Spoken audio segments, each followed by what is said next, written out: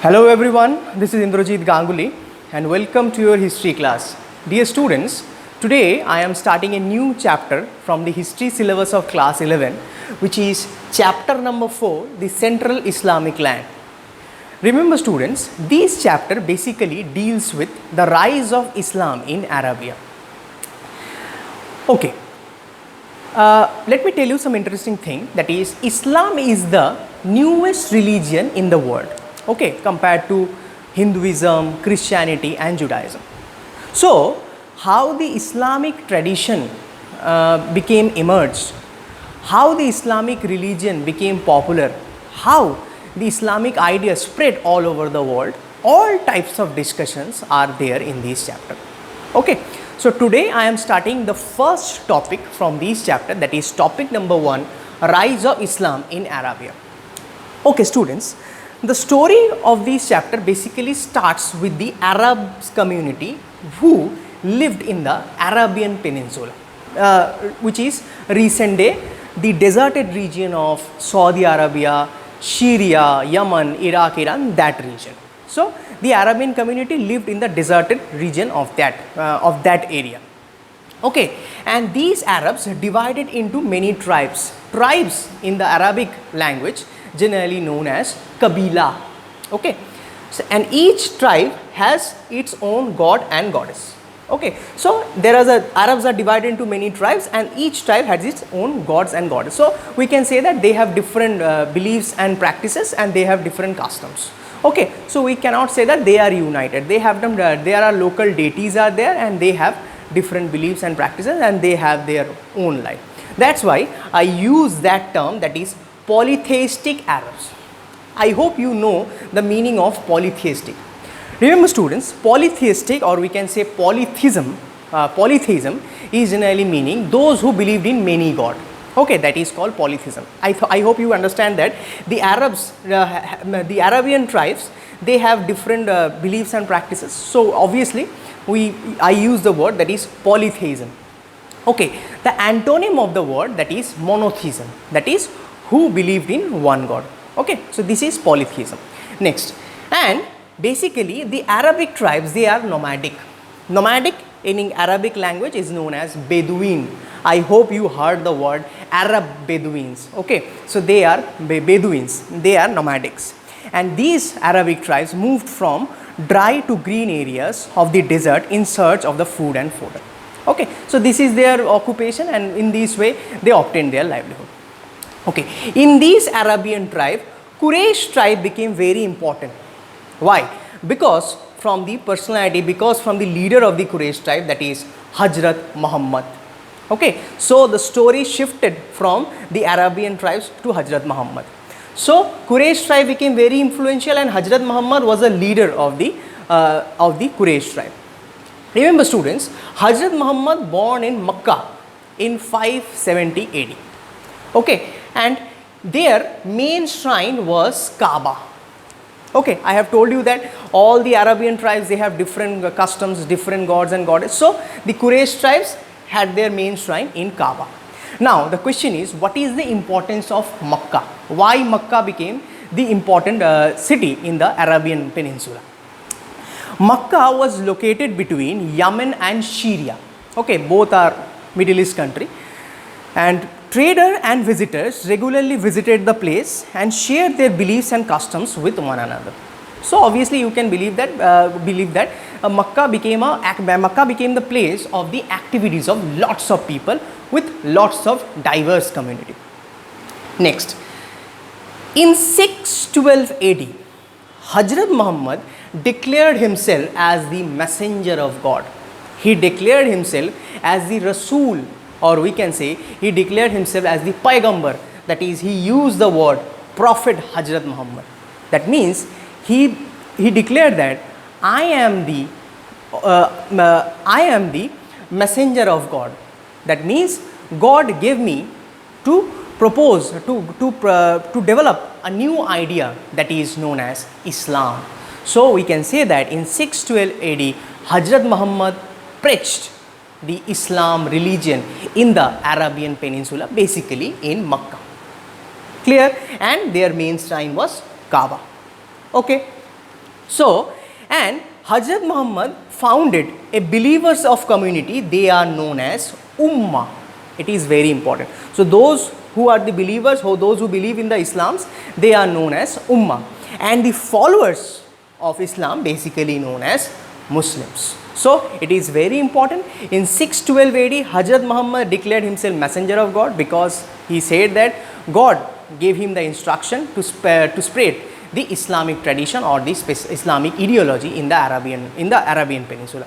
Now the question is, why so? Because remember students, Hazrat Muhammad wanted to unite the diverse community of the Arabian Peninsula. I hope you understand that they believe the basically the Arabian tribes had a polytheism belief. Okay, they have different ideals, different customs, different beliefs. So Hazrat Muhammad wanted to unite all the Arabian tribes on the basis of religion. That's why he called himself as a messenger of God, and he believed that by these feelings and by these beliefs, he can unite the Arabian community. Okay.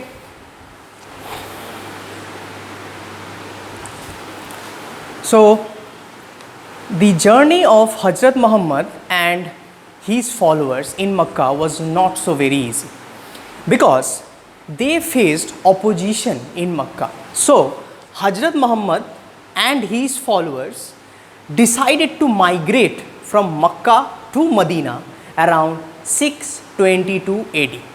Remember student, it is very important for 1 mark question. I am repeating once again, Hazrat Muhammad and his followers, they faced opposition in Makkah because there are different types of Arabian groups are there, and they could not support the rise of Islam, the Islamic tradition and Islamic ideology.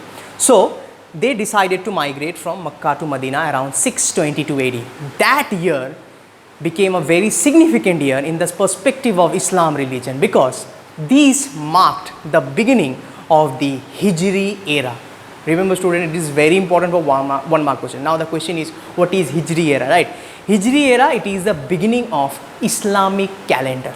Okay, when it was started in 622 AD. I am repeating once again, so you have to know that I have told you that 612 AD, Hazrat Muhammad declared himself as a messenger of God. Obviously, he preached a new religion that is called Islam. And in 622 AD, all the followers moved from Makkah to Medina, and that is the beginning of the Hijri era and the starting of a Islamic calendar. In your book, that is on page number 80, there is a passage that is on Islamic calendar. Please go through this because it is very important for passage based question. Now, what is the difference between Islamic calendar and general calendar? That calendar which generally follow. Generally, remember students, the general calendar, that is the Gregorian calendar that we follow, it generally starts with sunrise. Okay, but the Islamic calendar is a lunar calendar. Okay, our calendar is a solar calendar and Islamic calendar is a lunar calendar. What is the difference? The first difference is that Islamic calendar, basically Islamic day starts with sunset.